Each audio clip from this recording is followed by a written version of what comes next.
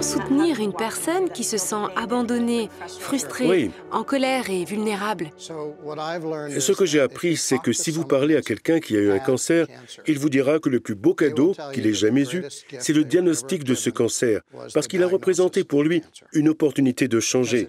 Ça lui a permis de lâcher prise, de prendre confiance en lui et de développer sa foi. Et c'est un immense enseignement. Ma femme a eu un cancer et elle disait « Ça va, je vais bien ». Ça rendait fou les médecins. C'était il y a 25 ans et elle n'a jamais récidivé. On lui avait pourtant dit qu'elle ferait de la chimio jusqu'à sa mort. Donc, ce que j'ai constaté, c'est que oui, on vit l'expérience du cancer. Dieu vous donne cette expérience pour que vous changiez quelque chose, votre alimentation, votre mode de vie, votre façon de penser. Tout mène à cette opportunité. C'est ça, c'est une opportunité de tout changer, et non l'opportunité de mourir. Mais on nous a appris que le cancer était une condamnation à mort. Et donc, d'abord on souffre, puis on meurt. Et ce n'est pas ce qu'il vous faut. La seule différence qu'il y a entre les personnes en rémission complète et les autres, c'est qu'il y a ceux qui disent « J'ai un cancer, je vais mourir », sans arrêt. Et ceux qui disent « J'ai eu un cancer, on peut cocher cette case, je ne vais pas l'avoir une deuxième fois. J'ai eu cette expérience, Dieu, donne-moi une autre. » Ce sont ceux-là qui restent en vie.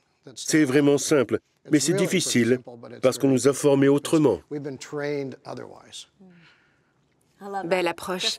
En bref, vous êtes en train de me dire que votre femme est mariée à un guérisseur remarquable. Et je n'ai rien à voir avec sa guérison. D'accord. Elle l'a surmonté à l'adolescence, toute seule. Elle l'a géré toute seule. Elle a bien compris et a dit « Non, je n'ai plus besoin de ça. Je vais bien. » Et elle va bien. Vous parlez beaucoup de penser autrement et quand vous guérissez quelqu'un, vous lui demandez tout simplement d'abandonner son histoire. Quelle est la composante mentale de la maladie et comment la transcender? Alors, ce que j'ai découvert, c'est que ce à quoi vous pensez et ce dont vous parlez, c'est ce que vous créez pour vous-même. Je ne vous apprends rien de nouveau, je n'invente rien, mais c'est vrai. Donc, si vous décidez maintenant d'être en bonne santé et de laisser tout le reste derrière vous, ça changera votre vie.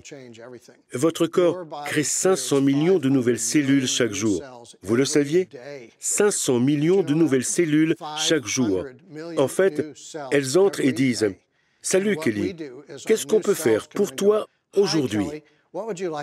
Et on répond « J'ai un cancer, j'ai de la fibromyalgie, je ne me sens pas bien. » Et ces cellules l'entendent.